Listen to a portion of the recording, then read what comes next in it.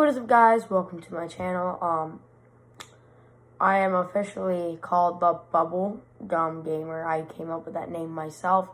This is my reaction channel. I have a gaming channel down in the description. And today we are checking out, we sent garlic bread to the end of space and then ate it. I just was looking on the trending on YouTube and I found it.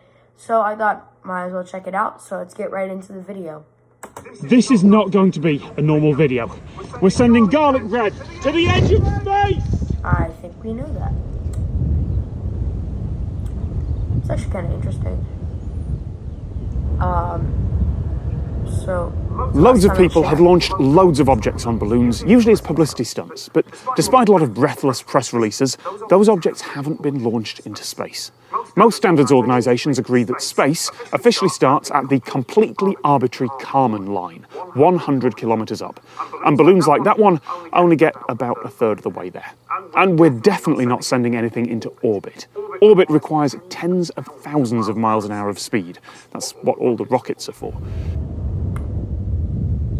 We're using a weather balloon. It's a large one, actually, today. We're going as high as we can with this payload. It's very cold on the way up. It gets warmer as you approach that sort of altitude. So it's coldest just above the jet stream, and then getting slightly warmer again. It gets back down to about zero, about where the balloon will pop.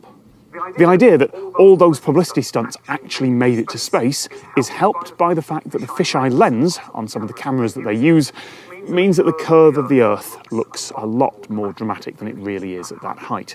Now, we're using cameras that correct for that, so what you'll see on screen is more or less what you'd see up there.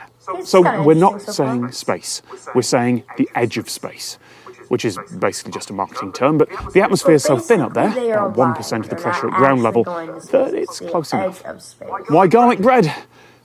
Because it's delicious, and because someone already sent pizza up in a balloon a few years ago. This garlic bread is delicious. It's homemade, well, apart from the baguette. I did some homemade garlic butter on there with some real nice parmesan on there. Although I did make it at 5 o'clock this morning. So it's going to be a near vacuum. It's going to be possibly frozen. I mean, we're going to send half up in the sky with the balloon and then leaving half on Earth for a real comparison taste test. As it goes up, the atmosphere is getting thinner and thinner, and there's less and less air pushing in. The balloon itself will get bigger and bigger. So eventually the balloon will pop and the equipment will parachute down to the ground and we'll go and recover it.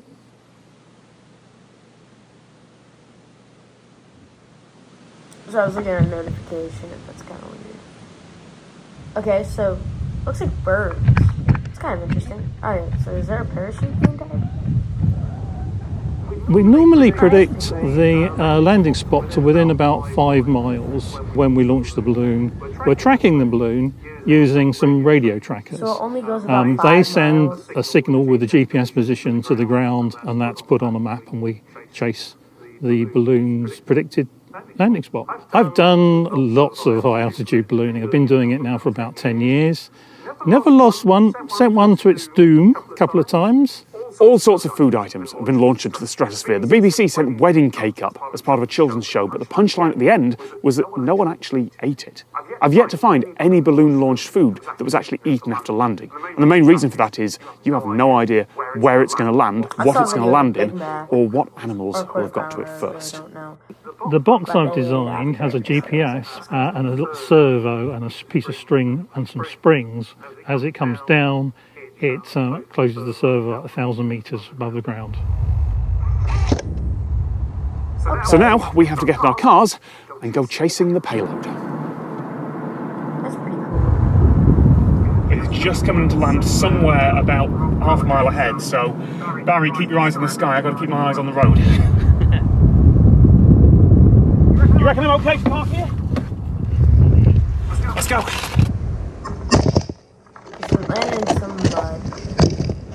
It's just on the end of that road there. Let's do it.